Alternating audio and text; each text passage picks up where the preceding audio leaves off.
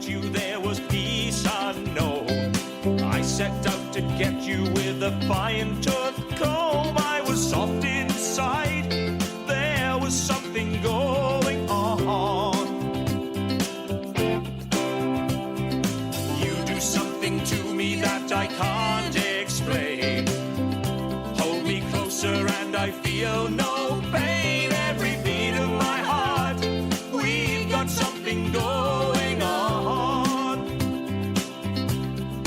Tender love is blind, it requires a dedication.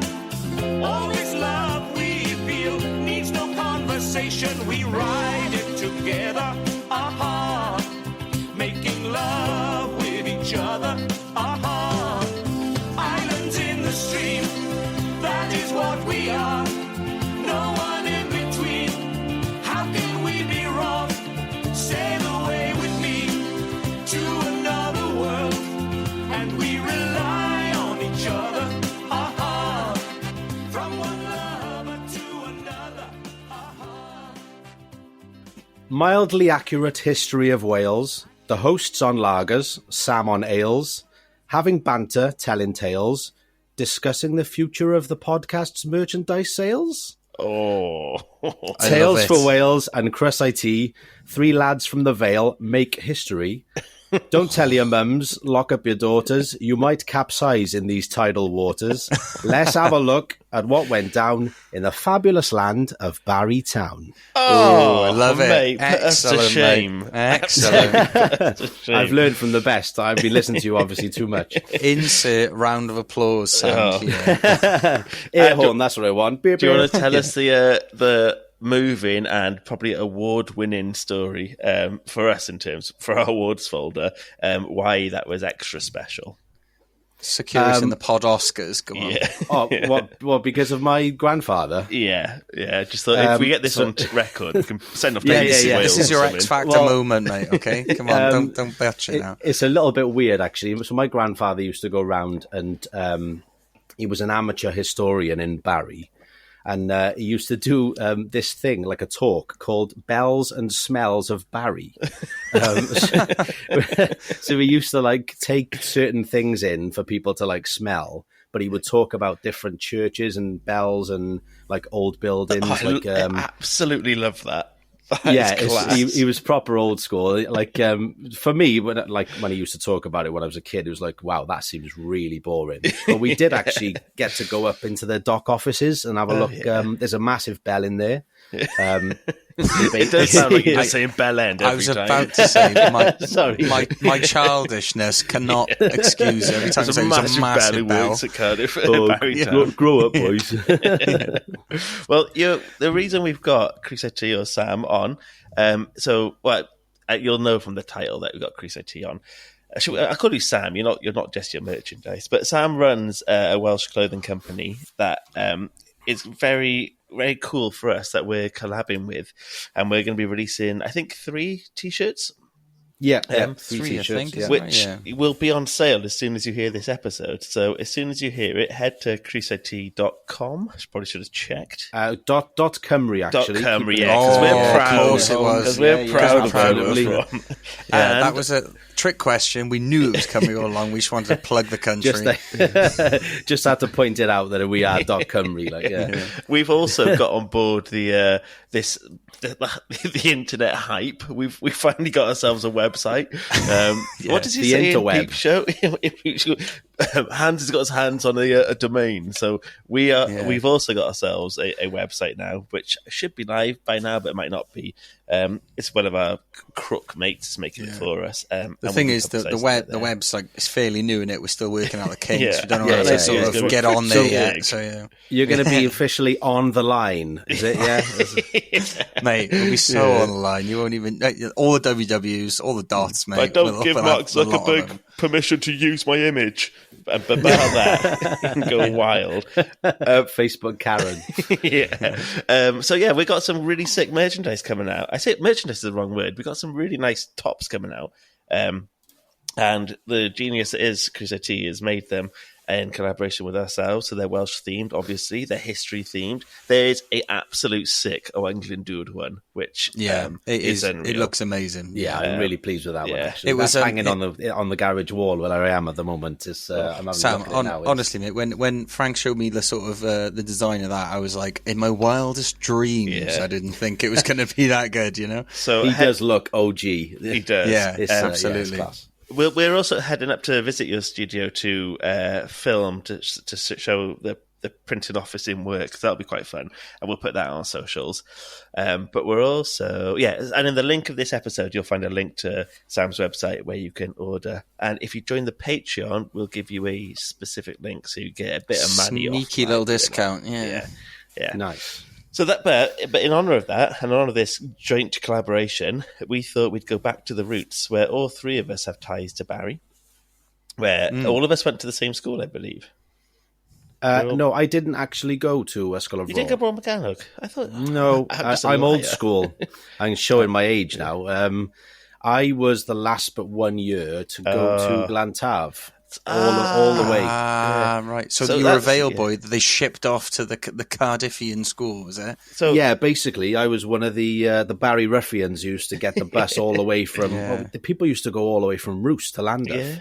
So my brother did that. Madness. And it's like when they used to send criminals to Australia, isn't it? Same sort of thing. Yeah, basically the same thing. Ship you out It is insane though, because Vale of Glamorgan, massive place that covers like Barry all the way to Llantyrt Major, like a big area of land. And the only Welsh-speaking school was in Cardiff, so people had to catch how long was your bus to get there in the morning? Oh, it's at least 45 minutes every day. I was about to say, it must be a track, yeah. And if people used to go from Roos as well, or the island, all the way to Llandaff. But the funny thing was, they came from the other end, so they went from Llanrumney as well. So I had mates who used to live like an hour and a half away. It's a miss. It was mad. That's not conducive for sleepovers, was it? Well, it wasn't. It was a nightmare for my mum and dad. You can't walk home with your mates or anything. Like my brother my sister went to Glantaf, my brother went to Plasmawd, and I went to Bro Morgannwg because we were all aged at different things. So my mum had to go to 3 separate school evenings in 3 separate schools.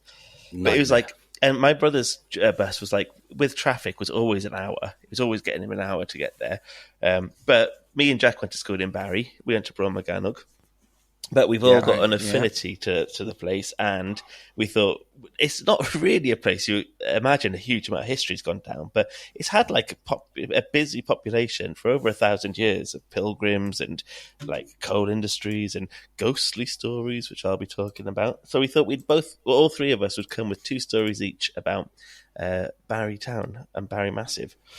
Yeah. So, would anyone if I wasn't going to talk about anything else, if I'm totally honest, like if you ask any of my mates, they'd be like, "Oh yeah, well he's going to talk about Barry." Isn't he? Yeah, it's like you had the brief, and that's that. You're not going to go outside it. It's done. No. Do you want to start with the main guy? I wanted to. Yeah, go on then. Okay, yeah, cool. So yeah, the biggest town in Wales. Sorry. I hate to interrupt. We haven't done our cliched thing of what we were drinking. Oh yeah, of course. This is important as well. This is important. Yeah. We're nothing if we don't have a tradition, do we? Come on. I think. Well, Sam, do you want to start with yours? My drink. Yeah. I am going full on anti. What was the episode when you had Jake on and you were like, "Oh yeah, people drinking all this crap with notes of hibiscus." Well, I'm starting. Fennel. Yeah. I'm that guy. Okay, I'm full on hipster.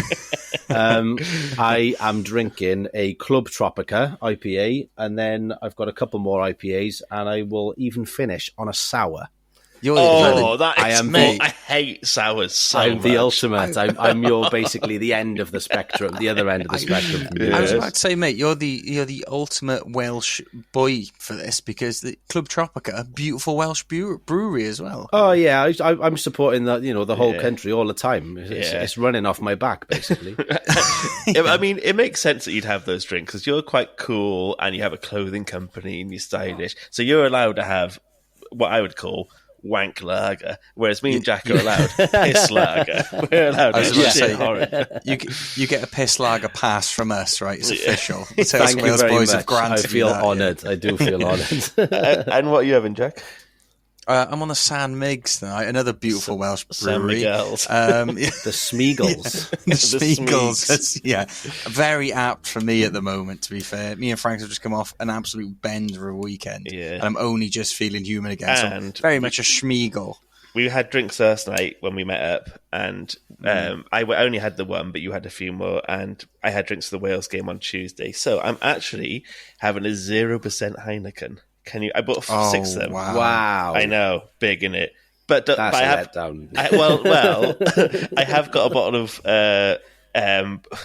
So I love shit lager. I also love the shittest whiskey you could get. So I've got apple flavored Jack Daniel's whiskey, and when you add it to Pepsi, it tastes like apple tango. So I'm going to have a couple of beer-free alcohols, because I'm just trying to cut back a little bit. And once I finish the next one, and then on to the. I was going to say, just to ease yourself in, skip straight to the apple whiskey is what I say. I've had these Heineken 0% are actually refreshing. It's actually quite nice. Just stop. This isn't you talking. This isn't Frank's I know. It must quite have been refreshing, a really actually. heavy Come on, weekend, wasn't it? Yeah, it really was. We have to do the great reset. That's the only reason I'm not hanging up on this call immediately, is because I was there on the weekend. I know how brutal it was. I saw what happened. Yeah, I saw it firsthand what happened, like watching a car crash. Yeah, it was class. And I was involved in said car crash myself. Yeah, I mean, we were the joint drivers in the same car crash. No, we weren't bad. We had like full on 48 hours of nothing but booze. But just not non-stop, wasn't it? And you were great on the second day. You're not usually a second day boy, but you were perking me up all the way through, right until I couldn't walk anymore. And that was great. Where did you actually go? We went to Banbury to go watch some lower league football. Right, okay, yeah. They call it the Golden Coast of England, don't they? Yeah. And we went to I love going to provincial towns because I love how shit their nightclubs are. And we went to one nightclub called Fever, and we kept singing, "She gives you fever, dumb." This shit. We were drinking Smirnoff Ices at one point. There's pictures to prove it. I didn't believe it at first. But. You can have a lot of fun in that kind of place, though. Can't you? Just find the niche, and then exactly. It was really it was such a fun weekend. And then the next day we were off to go watch Banbury Town, and I got giddy with excitement. And the Puritans, mate. Yeah, they call them the Banbury Puritans. Yeah, but we'll get waylaid. And that could take us too far away from tonight's sorry. topic. This is meant to be Barry focused. Come on, we'll do Barry focused. Back to Sam. Talk to us about the mighty Barry. Right. Yes. So Barry. Barry's actually the biggest town in Wales. Arguably the best. Don't at me. I'm going to get loads of jip from that probably in the future. No, it's not. Yeah. But it derives from a guy called Sant Barrick. Now, I actually went to that primary school in Barry, but I didn't know anything about this guy, who was apparently a bit of an idiot. He made one mistake and it killed him. So, he was a 6th century. Of us, mate. Can happen to the best of us. He was a 6th century Celtic saint and a disciple of Saint Cadoc. So there is a little place in Barry called, it's not that little, called Cadocston. And he founded a monastery about 7 miles away from Barry. So Barrick was a follower of him. And one day, as you do, they set sail for Flatholm. So Flatholm you can see from the barrage and from Barry. As a member of the Flatholm Society, £15 a year. Wow. Yeah. What does that get you? Well, you get to volunteer over there, so you get to go stay for the weekend and clean up shrubbery and stuff like that. Bet you do that all the time, don't you? Well, I wish. I really want to, but you're not allowed dogs there, so I can't get a dog sitter. And they tell you about a day before. They're like, "Oh, we're off to the island," and I've not been able to go, and I've been a patron saint for 2 years now. Hey, tell me when you're part of the Barry Island Society then, mate. All right? That's the only time I'll be interested. Harder to get into, I think. Yeah. So he basically the two of them set sail from Flatholm to Barry Island. Now I've seen a couple of different stories. apparently there's no kind of medieval blog that you can just read as a reputable source. So especially in Wales, we're absolute buggers for not writing a fucking thing down. We just don't bother. Crap at history until now, obviously, with this podcast. Main reason we got the pod, mate. In 1,000 years, they'll be going, thank God for those Tales of Wales boys. They logged everything down. Not the Amgueddfa Cymru or anything like that. They'll just sod those bureaucrats, mate. This is we're doing the real stuff. Listen to the real deal. So unfortunately, he made the mistake of forgetting to pack his master's holy book like an absolute tool. Proper idiot. So on arrival at Barry Island, Caddock discovered Barrick's error, flew into an unholy rage, is what I read, which isn't very cool for a man of his kind of stature. Obviously, it's like for a man of the cloth being unholy angry. It's mad. It's like, what are you supposed to be again? Oh yeah, not that. So didn't Christ teach temperance? Come on, come on, dude, you're forgetting who you are. Sent him back to collect this book, and unfortunately, en route, his boat was capsized in the very choppy Bristol Channel, and he died, which is sad. So did Caddock's book, or that was what they thought. So this is where the story gets really juicy and even more believable. So I heard this from a reputable source. Caddock was sitting on top of a hill and watched Barrick basically capsize and drown in the boat, losing the book with him. And then he, gets over it almost immediately apparently. He just goes, oh, well, that's a shame. I've lost my book and I've lost this guy who was following me around. Sorry, I'm stuttering a little bit because I'm absolutely freezing in my garage at the moment. You did look so cold. For the listeners, before we started this as well, Sam went like, even my beer's got a jacket, and he had a little beer cozy in the shape of a jacket on his can, and we thought that was very cute. It's just to save my hands because it's absolutely freezing. Like the roof is frozen on the inside, which is you did look like you were about to like walk somewhere in Antarctica. Yeah. You looked kitted up for that. Yeah, and apparently not kitted up enough. Because I'm still shivering. But yeah, basically, he goes, oh, right, well, that's a shame. He's dead, and I've lost my book. I'm hungry. And then he sent some guys to go and get some to go fishing for him. But then they went to the beach, and they found a salmon on the beach, washed up. And guess what was inside the salmon? The book. The book. True story, bro. These saints, they do play fast and loose with their recollections, don't they? Oh, I found your book, mate. Yeah, where was it? Oh, inside a salmon. Now, a couple of things I don't like about this story, because number one, is a salmon going to swallow the book? But also, I'm not sure if there's that many salmon in the Bristol Channel in the first place. Any salmon at the Thames. That's absolute hogwash. I doubt it. But yeah, so it was apparently free from all injury by water. So he got his book back. Lucky for Caddock, yeah. Well, yeah, he's nailed it there. But salmon had his back. Fair play. Basically, that's the story. And then, well, lots of pilgrims then would go to St. Barrick's Church on Barry Island. And one of those pilgrimages, 4 of those would equate to one pilgrimage to Rome. Wow. So basically, if you did 4 of those pilgrimages, it would be the same.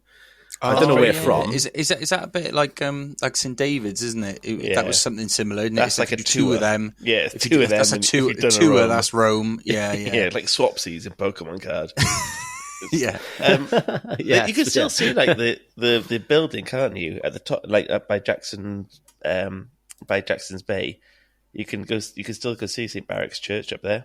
Yeah, I can't actually remember where it is, but I'm sure. So I went there the other day, and it's all barred off. But it's at the very top of like Jackson's Bay. If you have a dog, like lots of people go to Jackson's Bay because you have a dog there the entire time. And there's like these old it looks like a barn, but it's an old church. That's I don't know why they've cornered it off. It's got like a fence all around it. But you can see through it, and it's got a little like plaque that tells you about it and stuff. Apparently, that's where he was buried, wasn't it? Old Barrick. That's where they actually buried him.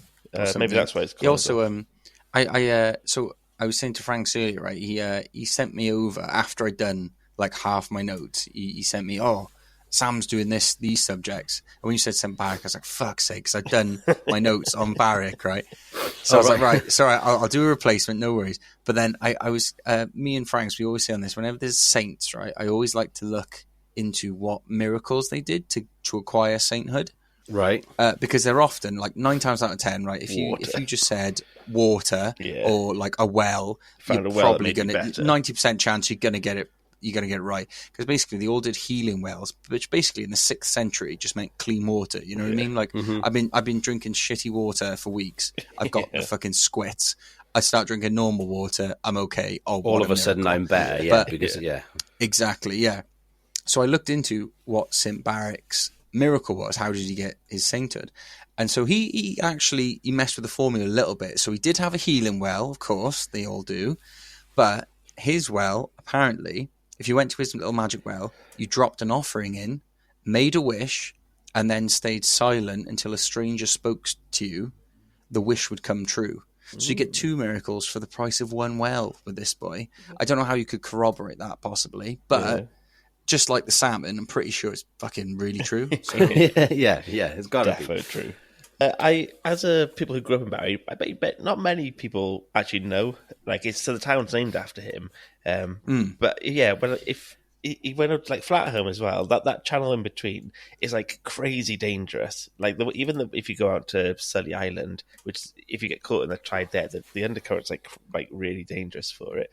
So I feel a bit bad for him on his little boat, his rickety boat, going to get his master's book. Poor little dweeb. Well, I was going to actually bring this up. I'm not sure if you've looked at this kind of fact about Barry or the Bristol Channel at all. But it's got the 2nd highest tidal range in the world.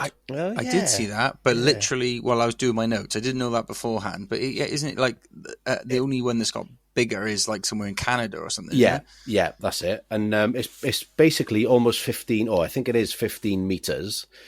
So the difference between the high tide, well, a spring high tide and a spring low tide is 15 meters, difference.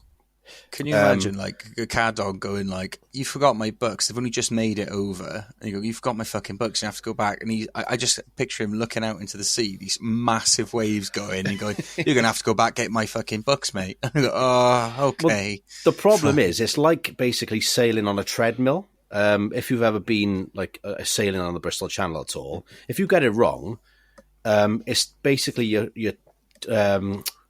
going 7 miles per hour wherever, wherever it decides. So if you fell in the Bristol Channel, an hour later you could be 7 miles down, south or north or whatever. It's really kind of really fast and it's really tricky. So yeah, poor guy. Oh, I forgot my book. I was going to say, but if you need your books, though, innit? You gotta jump in. You gotta have your books. Yeah. Unlucky. Poor Barrick. Poor boy. Shall I jump in next with my one, which is go for it, man.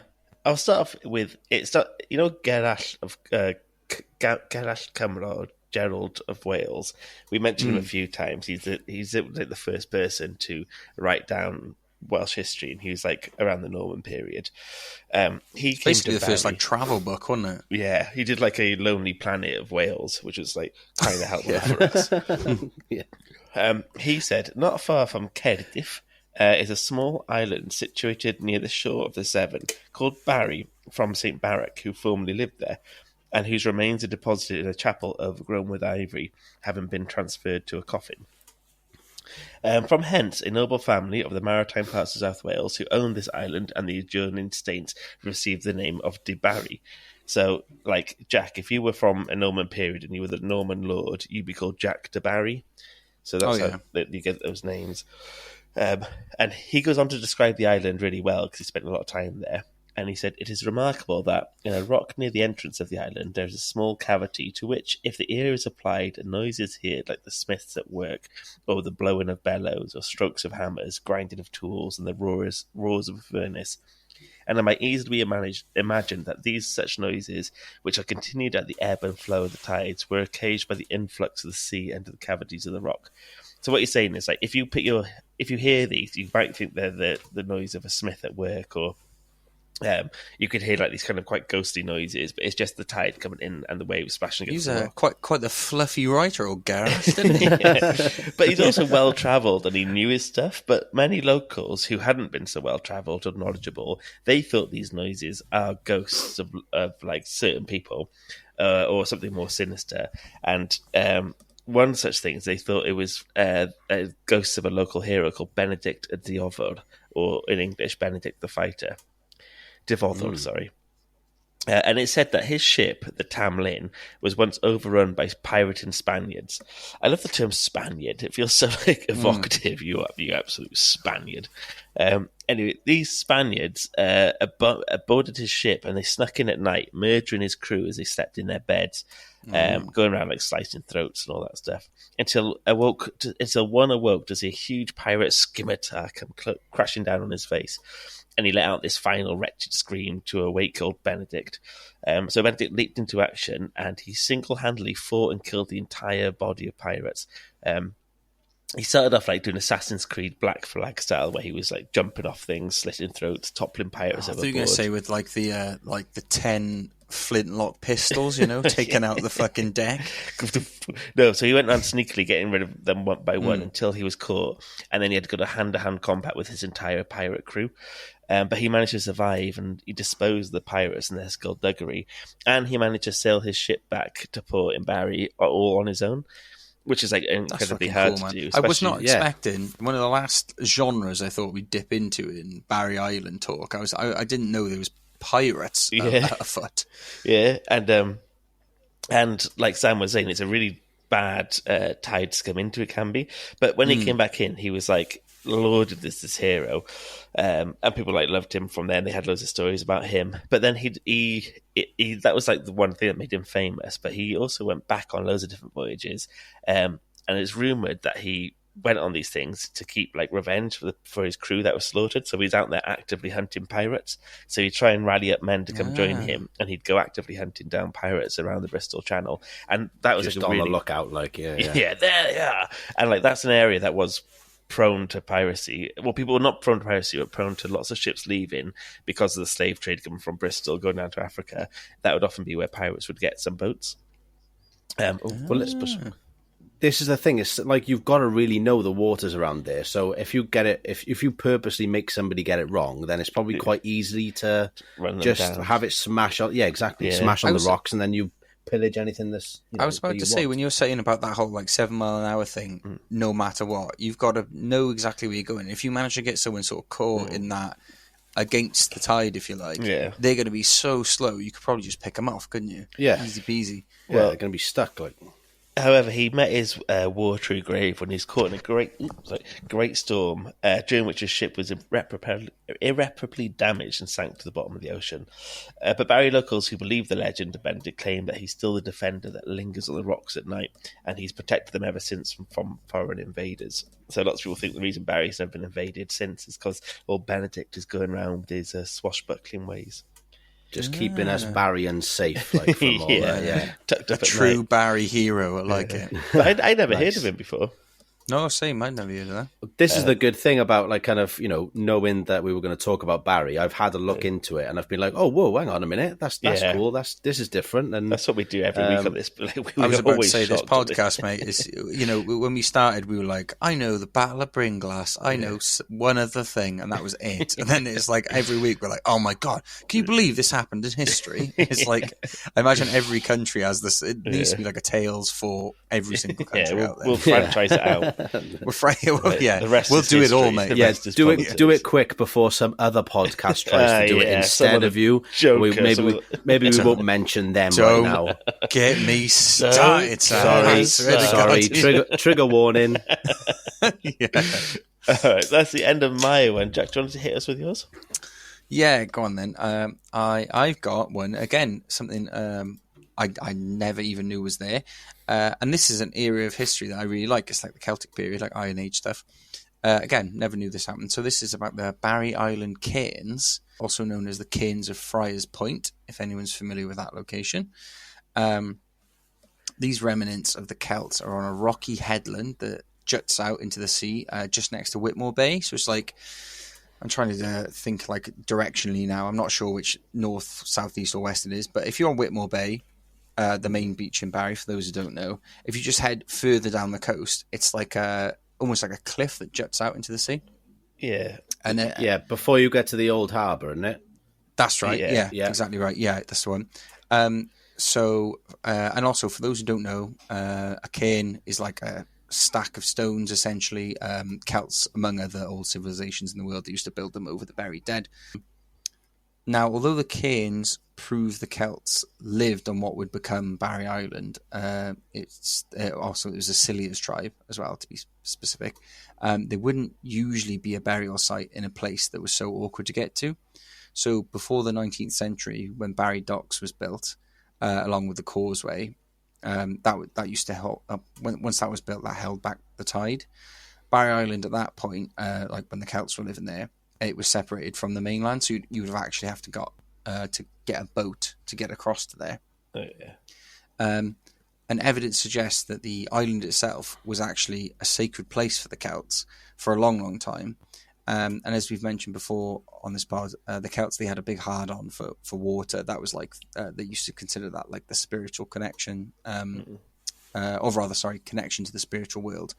So it makes sense that like a high point on an island where you could see all around you would be regarded as a sort of spiritual place. Yeah, a good vantage point as well, I suppose. Exactly, yeah. So like you said, you could see over the sea, you could see anything coming. So it was, it had lots of reasons to be like kind of an important place to the Celts. But several Iron and Bronze Age artifacts have been found around Friars Point, including urns, pottery fragments, stone tools, and the like. But there was also lots of evidence of burning or things that have been burnt on or near where the cairns were. So it was also suggested, lots of historians have suggested rather, that this site was also used as a place to like light beacons in the night, sort of like a primitive lighthouse. They're not sure if that was to like warn off people, as in like don't fucking come and land over here, or if it was like a careful. There's like this, careful. There's sorry, I'm bored to death. Bored to tears. I froze to death and fell. I'm really, really sorry about that. I made a bit too much noise putting my can in the bin. I know. I just had the image of you just like collapsing on the floor. I thought you were about to say, no, mate, I'm not bored. I was just concentrating so hard, right? I just laid on the floor. I'm making notes. Yeah. So yeah, sorry, I always say that. So it's like primitive lighthouse or like a warning type thing. Sadly, some of the cairns and the artifacts that are all up there, they were damaged because, like you see in Jurassic Park with like the paleontologists, they excavate dinosaur bones by like brushing them ever so gently. Mm-hmm. Like it's a thing that takes months or whatever. Yeah, back in like the 1800s, they didn't give a fuck about like preserving what they were digging up, So they just dug a lot of the cairns out and all these different like artifacts, and like they would have been in much better pristine condition if they were like found today. But anyway, you can actually go and still see the cairns to this day, but they're more like essentially bumps in the ground now at this point, like where the grass has grown over and all that sort of stuff. As you get into history, you realise like what you just think is the natural, like that's a divot or that's a mound. Until you realise, actually, that there's loads of like Neolithical chambers and stuff, and even though it might look insignificant. Like, especially in like parts of southwest England, you have these massive hills that you think is just a hill, but it's an old Iron Age fort that's now been grown over. Yeah, I think it's quite cool to imagine there's like history and life under those mountains. I tried to look at images of this because even though I've spent a lot of time in Barry, grew up like very close to it, I'd never heard of these things. Well, I haven't seen them, but next time I'm down there, I'll definitely be looking for them. I said I'm going to lure my wife down there. Oh, sorry. When I goes down with that, I'll be looking for them.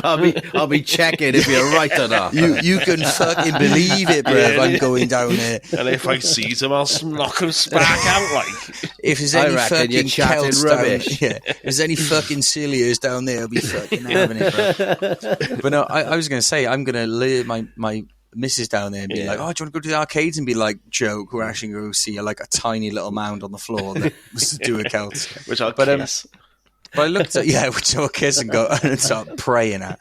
But I looked up images of these cairns, right, and they literally just look like tiny bumps in the ground. But there is slightly lighter coloured grass where the stones are, right? Okay, compared to the rest of the field. So like it almost looks like like a crop circle or something like that, like something that's.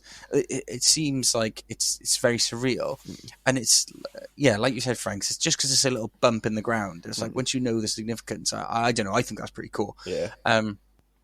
But yeah, so you can go see him today. You can go up onto the little what you call it? I wouldn't call it a cliff, but where it juts out, and you can see them today. And there's also like a I can't think what it's called now. It's not a hut. It's like it's called Friars Point House or something like that, and that's really old as well. So if you want to go touch some history, as we always say on this pod, go check it out. I'll have a look next time I'm home. I'll go and have a look at the little tiny mounds and probably really impress my missus with how boring I've become. Well, I was about to say, if I end up managing to convince my wife to come up there with me, she'll be like, they're just little bumps in the ground. I'm like, you have no idea. You have no respect for history. Why are you excited about that? Yeah. Do you want to go next for your next one, Sam? Me, yeah. I have got two more. Well, here's with your favourite. I thought I'd just kind of okay. I will go for. I'm gonna not go for pirates. I think because not that we've had too much. You can never have too much pirates, but basically, why Barry is now like it is, because of Barry Docks and stuff. Not many people know like the significance of how important and massive it was at the time. So obviously Cardiff was huge, taking all the coal from the valleys. But Barry then became even bigger. So basically, during the 1880s, David Davis and other industrialists, they got a bit fed up because Cardiff, the Bute docks in Cardiff, were increasing the rate of coal. So Barry Docks is actually called the dock that built dock built for a penny. Now, it wasn't actually built for a penny, obviously, but they raised the coal exports by 1 penny per ton. So all the rail boys were just like, "Oh nah, that's mental. We're going to do our own and build our own. We'll just go to Barry." So yeah, they went to Barry, made a whole new docks. All the coal from the Rhondda and Davis's pits in the Rhondda went through there, and over 11 million tons of coal and coke. Insert cocaine joke there. I was about to bite, but I was like, don't do it. Passed through the port, and it was the biggest coal export in the world. So it held the record for over 11 million tons. There was a certain record. I haven't got it now. I can't find it. But basically, in 1 year, there was they beat the record of how much coal. Went out of that one port in, I think it was in a day. So with that, obviously you need workers and people start moving in. Just like you've talked about Tiger Bay and all the the workers who came in to live there, but you did get a few sorts that moved into Barry then, and by the late 1880s, it was unsafe to be outside without protection, usually in the form of a gun. Which surprised me when I read it. I was like, hang on a minute, for our American listeners and people who aren't, I think most people in Wales will know because of Gavin and Stacey, but Barry's got a bit of a reputation for being a bit rough and ready. A little bit rough, yeah. And this is, I didn't realise that it was quite so rough and ready until I read about these, obviously with people who work on the docks and, delivering all this coal, you will get a couple of likely lads and they will want things like a drink or a woman. So yeah, or a drinking woman, the best. Or a drinking woman, yeah. Well, best of both worlds. Actually, this is the next thing I'm going to go on to. So I was reading all these news articles, and the primary source of all the problems in Barry, when it was rough and ready, was alcohol. Everybody blames alcohol all the time. It's just not. It's just look inwards. I've never done a crime while I'm drunk. Therefore, alcohol's not the problem, right? I actually it's crims that the problem. That said, like, alcohol and drugs aren't the problem; they're the solution. The problem is something deeper. It's a societal issue. It's a personal issue. But that's usually someone's good excuse so they can do drugs and alcohol. Well, that's very fresh coming from you on your alcohol-free beer. Well, it's just like, you can hear this now, ready? Can you hear this? I did hear us. He's moved on. Sam, I'm with you. I heard the clink of the ice. I was like, he's fallen to peer pressure instantly. No, I said I'd finish my heinies. I said I'd finish my... I've had 4 little tiddlers, and now I'm on the hard stuff. Have we been a bad influence on you? Soon as you realise the boys might not respect you, I'll drink my apple sours, I promise. Apple sours. we were going to have a conversation behind your back and be like, oh, I didn't even drink on the podcast. Take him to rehab. Mate, I'm just glad you've switched over, because the comments would have just been, Frank's has changed. His whole mindset's gone. Yeah. His mindset weak. We've lost him. The game's gone. He's fallen for. He's gone woke, gone broke, isn't he? Yeah. Hip dip, alcohol-free bullshit. Talking about women and drinking. The primary problem was alcohol. Doctors were frequently called to treat men in drunken fights every Saturday. Barry was home to a large number of unauthorized establishments known as shebeens. Now, this is a new term for me. Basically, it was a bit like, one of these living rooms where people just serve beer and they're not supposed to. One of the things I read was Hotels de Mal. So it's basically that was a pub that's not supposed to be a pub. But these shebeens as well, they would open on a Sunday and people would drink on a Sunday, which wasn't allowed. That would have been legal at the time, yeah. Yeah. But then, who said, I'm sure my dad actually went to Chepstow and then crossed the bridge into England at some point when he was younger, because you were allowed to drink on a Sunday in England, but not in Wales. Yeah. Funnily enough, it's not now, but when this comes out, we'll have released an episode on like drinking in Wales, and we talk about how when the abolitionists. We were saying it was the first Wales only bit of legislation since the forming of the Union that Wales was the only place in the UK you couldn't drink on a Sunday. And it got repealed in 1963. That slowly repealed in 1963. Then it went down to individual towns being able to decide if they to vote on it. But Wales was like pious in how it didn't drink on Sundays, and it was a form we were of saying Welsh that identity. There was loads of people, if they were along the border on a Sunday, if they fancied a pint, they would just nip over. Get sloshed and then come back type thing. Yeah, that would definitely be me. I'd be like, "Well, come on, we're going all the way to Banbury." Exactly. I would say, all right, boys, get on the bus, the Banbury bus. Just make an excuse about watching local football or something, and then come on, love. The Puritans are playing again. You know I love the Puritans. So yeah, these shebeens. Apparently, there was loads of them in like Carrickston.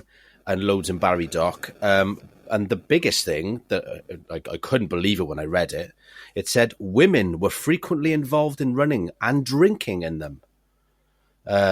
So, yeah. You're joking. How dare they?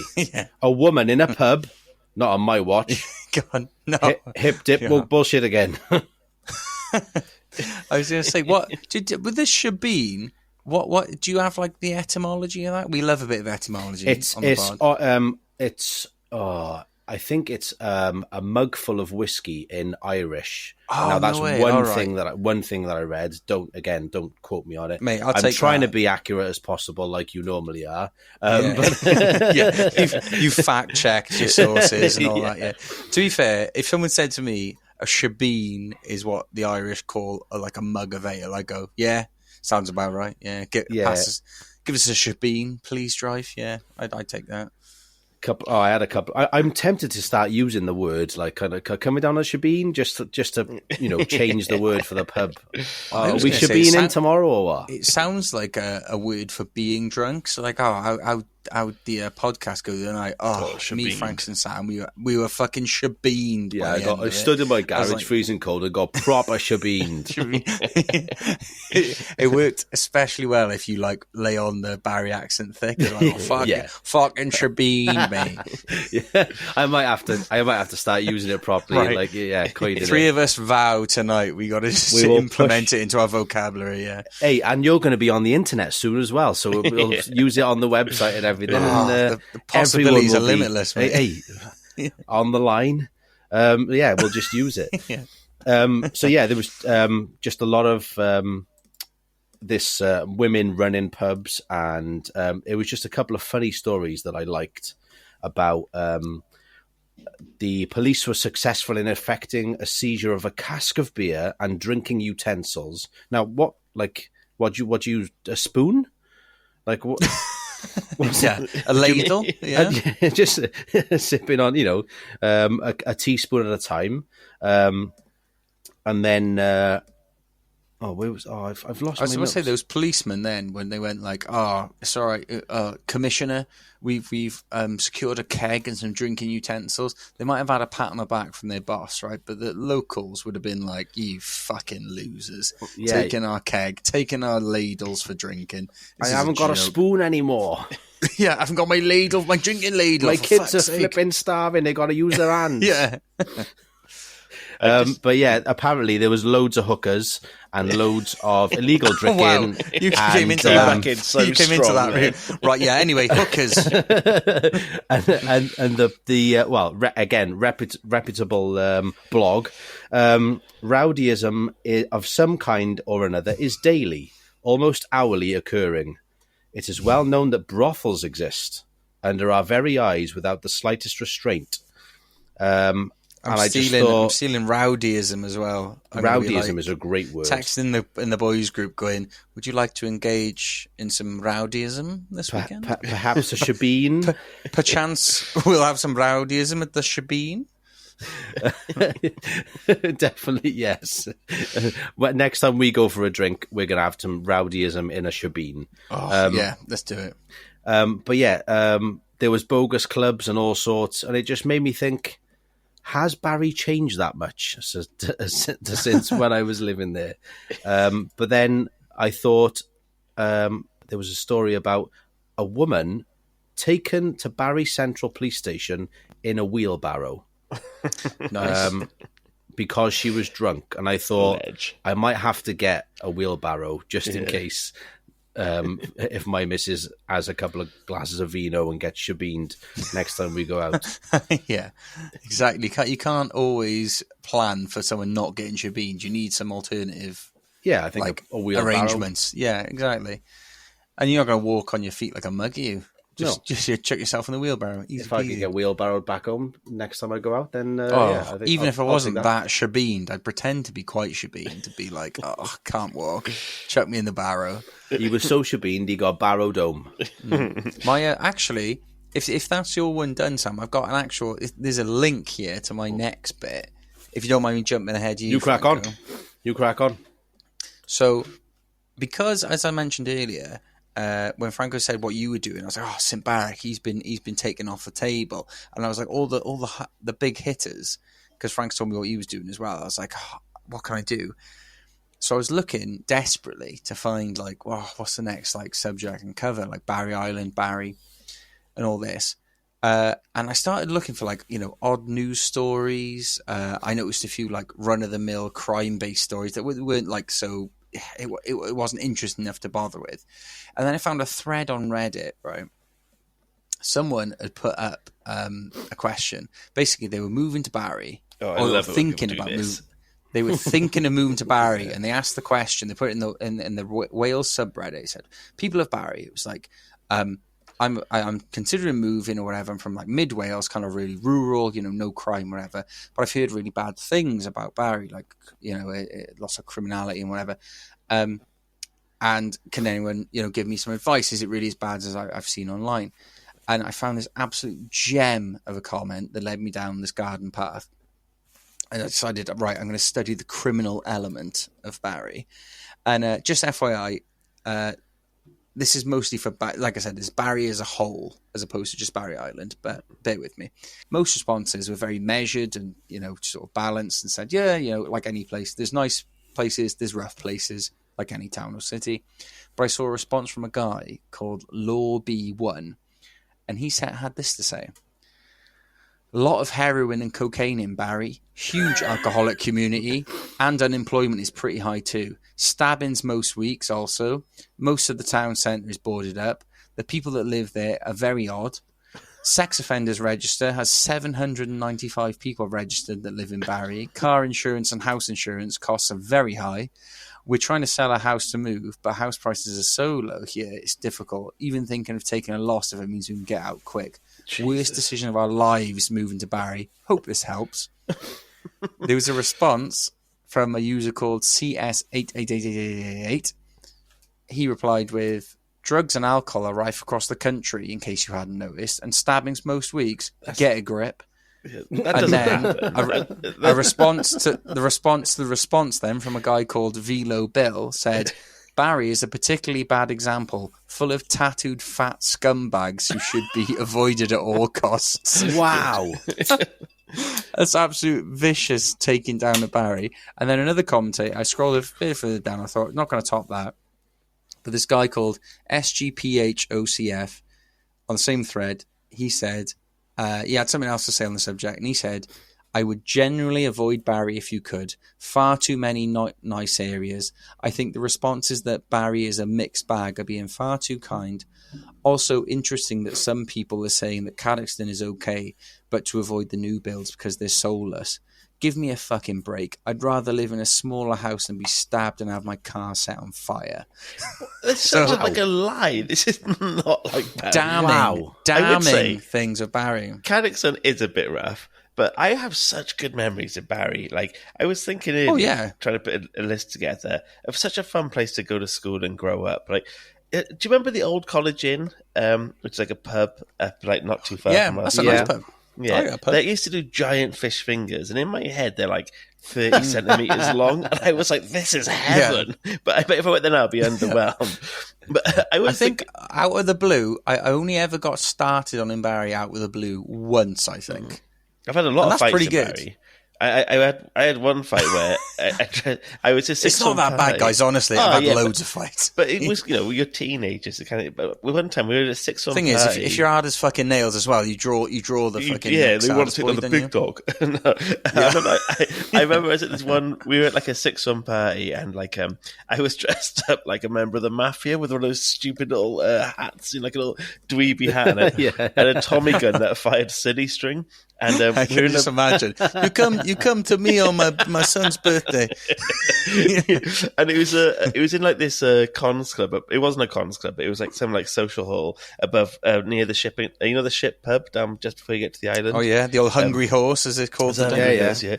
And I got into a fight with a boy who didn't go to our school. He went to Barry Boys, and during the fight, my Tommy gun fell, and out of the holster, it broke, and I had like this holster on me, and my Tommy gun fell on the floor with the city spring, and it just burst and broke everywhere. I was genuinely so gutted because it was such a cool little affectation to have. I thought you were going to say like it fell on the floor and fired. Like when you see in films where they drop the gun, it goes boom.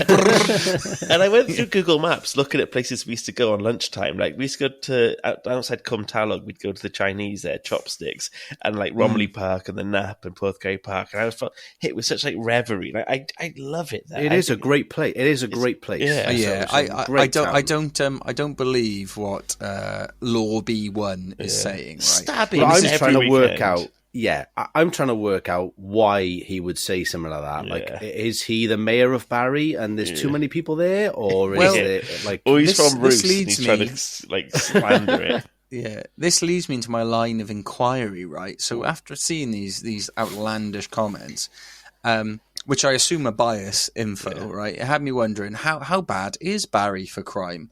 So I looked up the latest stats, and Barry is, and I quote now, the most dangerous medium-sized town in the county of South Glamorgan.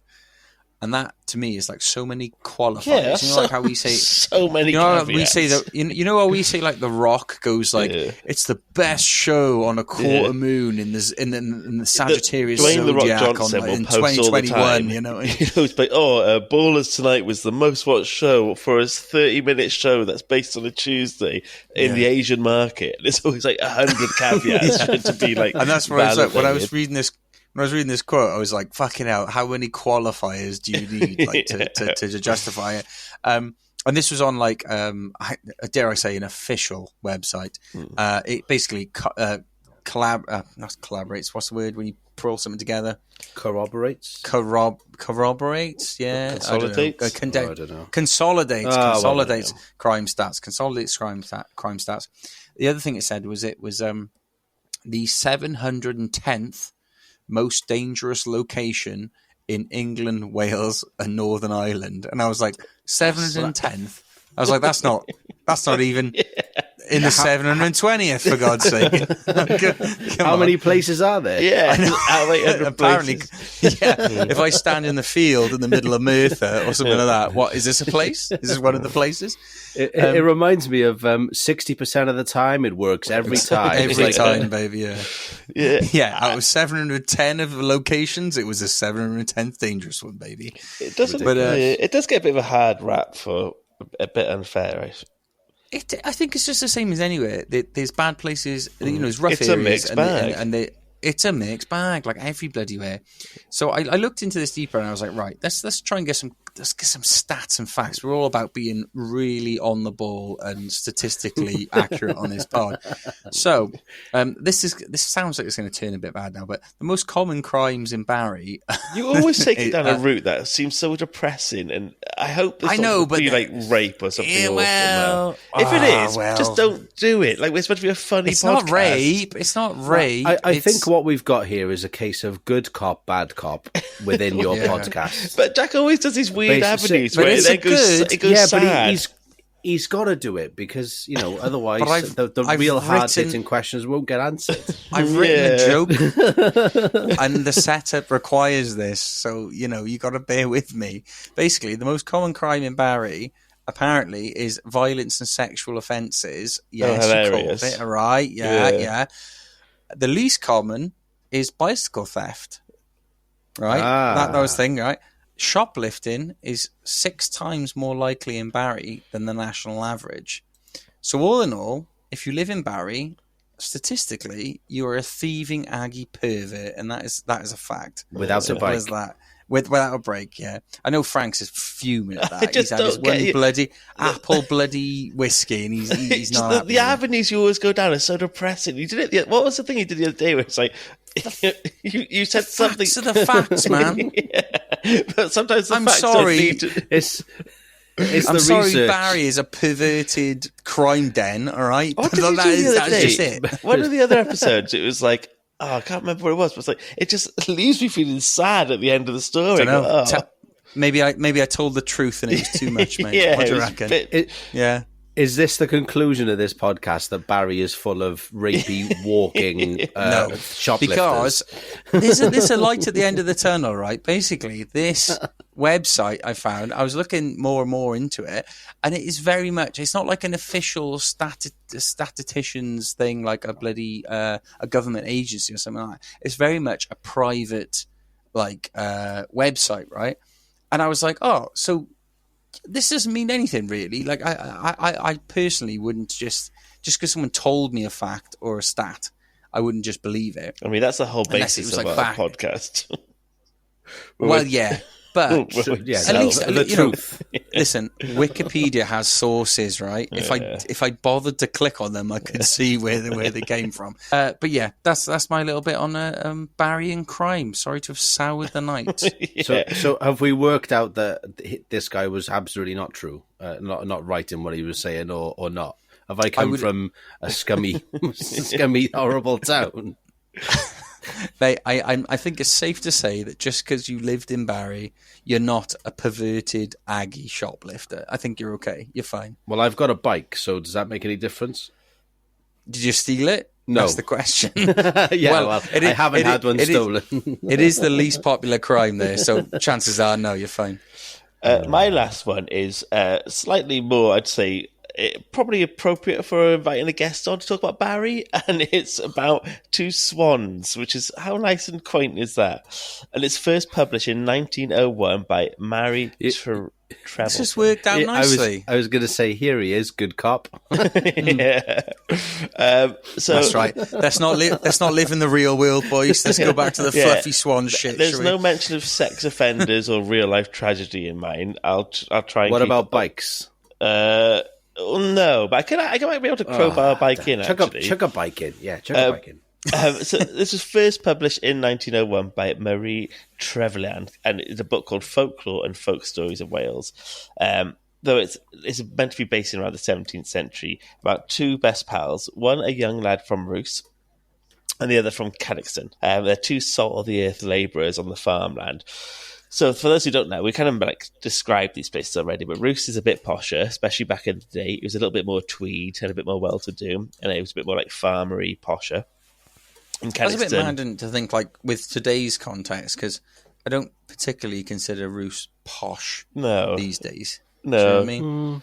Yeah, but apparently back then it was a bit more like, if you were from Rhys, you were a bit wealthier and a bit more like... Was it like new money, it was the new hotness on the scene? Well, I think people Barry's always been quite like hard working, so I think if you're like, especially Cadoxton, so Cadoxton in this time it was defined as being a bit rough and ready, like we mentioned, and I think the reason they've chose these two characters, one being like, oh, I'm the posh from Rhys, and I'm the Cadoxton boy. When I was at Cadoxton, I was at Caddy train station once, and there was a bunch of scary yobs, and this like grown man had a cone of chips, and they just ran past. They didn't run past; they walked past and slapped the chips out of his hand, and the man just accepted it and went back into the chip shop and get it. You know, it was a really. I did like waiting at that train station to get the idea that the lads of the story, one of them is a bit naughty. He's like Danny Dyer, a little bit naughty, a little bit tasty. You know what I mean? He's like one of those kind of people, and then one's a bit more well-to-do. But they were both like really good mates, and after working the farm all day, they were considering the pints that lay before them after work. And then they saw these two huge swans jet overhead, flying down to Jackson's Bay. And the two lads weren't used to seeing swans, so they were like, fuck, we got to go catch a glimpse of these warlocks, which really speaks volumes of just how shit and boring the past truly was. Like, when two swans flying is enough to make you down tools and sprint off, it's a pretty grim affair. Mind you, we have just had a conversation about going to have a look at Little Mounds on Friars Point. True. So very good. I got to catch a glimpse of those Cairns. Come on, see these bad boys. So they scrabbled across Barry and made it to Jackson Bay, where they saw these two swans glide elegantly onto the water. But this wouldn't be much of a story if the swans stayed simply as swans. But no, they turned into beautiful, stark, naked, gorgeous girls of their dreams, and they were like apparently the perfect girls for them. And you remember the book Animorphs? And like it had on the cover of the book, so you'd have like a boy turned into a horse. If you Google it, you'll know what I mean. This is like the original animal or a full-time flanimal. Yeah, This is like the OG Animorphs or Animilfs, if you will. They were slightly different tradition. Nice. These didn't turn seamlessly into swans, though. They more unfurled from their swan wings and reveal their human bodies underneath. And they actually unplugged their wings from their arms and then put them to a side. And now the lad from Rhys was just happy to see them from afar, but our Cadoxton lad was like, nah, I'm not content with this. So he convinced the Rhys lad to help him abseil down the cliff for the edge where they were both perched and to sneak up on the bathing babes. And then they pinched the feathers, and the babes came running out, all jiggling and whatnot. And it's I've gone Hollyoaks after dark, jiggling and whatnot. And they approached the men. I was about to say, you're like Patrick Stewart in Extras. I've seen everything. Too late, but then I've seen everything. And as they approached the men, they begged for their wings back. But the man from Cadoxton refused, and he said, "You must marry us, or we'll tell everyone what you are, giant swan hags." So the poor swan ladies succumb to their fear of the wrath of the townsfolk. We're like, right, we will marry you then, as long as we can get our wings back eventually. And the swan went with the Cadoxton man. She had quite a sad life. She didn't really care for him, and he kept being confined. He kept being a bit of a drunk. He wouldn't let her see the wings. He was being he wasn't like awfully horrible, but he was still not letting this woman be free. So in a bittersweet moment, as the man from Cadoxton, every time I say Kazakhstan, I keep thinking Kazakhstan, and I keep thinking of very nice. Yes, Ramesh. That's what I used to call it when I lived there. We got to go through Kazakhstan. Anyway, the man from Kazakhstan was getting boozy and he was getting quite embarrassing, and our swan lady snuck off to avoid his boorish ways. But as she did snuck off, she got hit by a horse and carriage going down Broad Street, and she got killed there and then. And I say bittersweet because as she lay dying, her body morphed slowly back into the swan right in front of these confused onlookers, and she took flight above Barry, so she was back to being free. Now, on the other hand, the swan that married the man from Roos, they had a harmonious life and they worked on the farm together, and they enjoyed each other's company. They even had children. But then one day, when the Roos farmer felt like he no longer needed the wings, dusted up his house, he was going to throw them in the trash. And as his wife then, as she didn't notice he'd done this, and as she was taking them out, she saw them there perched in this bin, and it was innate within her for a desire to be truly free again. And despite the happy life, happy marriage, happy kids, the yearning to be free overcame her, and she plugged them back in as she took flight into the night sky and was never seen again. And this is just like a folk story. And unlike legends, there's no real basis of truth. They're simply there to entertain. Yeah. So this meant to be an entertaining story, which again shows how fucking boring the past must have been if this is as good as I was going to say, what does it mean? Well, this was the innate desire to be free, or don't get the bloke. Don't be a swan. Don't be from Kazakhstan. Well, that's what I think. This was the fucking MCU of the day. Like, you know what I mean? They were all going like, rather than Marvel, it was like, the swans. You hear the tale about the swans? One thing, apparently, so in this story, apparently after this happened, they said you'll notice a lot of people in Barry have long necks, and that's because they stem from the children who had the swan wife couple. So they believe there are lots of boys around Barry. The old long necks, the old swan this neck story boys. Feels like it's written from someone who either lived or liked Roos, hated Kazakhstan, and thought there were a lot of long neck freaks in Barry about. Basically, if you move to Roos, lads, it'd be fucking apples and oranges. It'd be great. If you stay in Barry, you'll have loads of long neck kids, and you'll hate your life. Was this written on Reddit? Or was it... yeah, that's it. And that was from a guy called Swaney216. This is from Vale Glamorgan historian Graham Loveluck Edwards, who has a bunch of cool stories about where we're from in the Vale. So you can do he's actually got quite a cool little website, but I thought Loveluck was quite a sexy name. They call me Loveluck, baby. He's changed that by default. And his name was like Lewis or something. He went, James Loveluck, baby. James Loveluck. He's got a driver's license, just says Loveluck, straight Loveluck. Yeah, he's got the. And also, no, that was my last bit. I mentioned the long-necked freaks, haven't I? Because I've never noticed any long necks, but apparently that was maybe one or two. I couldn't say they were all descended from swans. Yeah. So that's our roundup of Big Barry Massive, a place dear to all our hearts. The link to buying the merch, which helps the pod keep the lights on and supports Welsh businesses, is in the bio, and we'd very much appreciate your support. And another massive diolch yn fawr, Sam. You're a very funny chap, mate. Well done. Congratulations. I do try. Thank you. I appreciate that. Thank you very much. You're a right good laugh there. We appreciate you freezing yourself to death in your garage. I really wish I'm partaking. Sometimes people say we should do videos of this, but we were always a bit too scared. But the way when you came on the camera, you had a bomber jacket on, you had your beanie hat on, you had a massive beard, you looked like you'd been in Antarctica for about a month, and you were shivering. Yeah. You were like a Sherpa.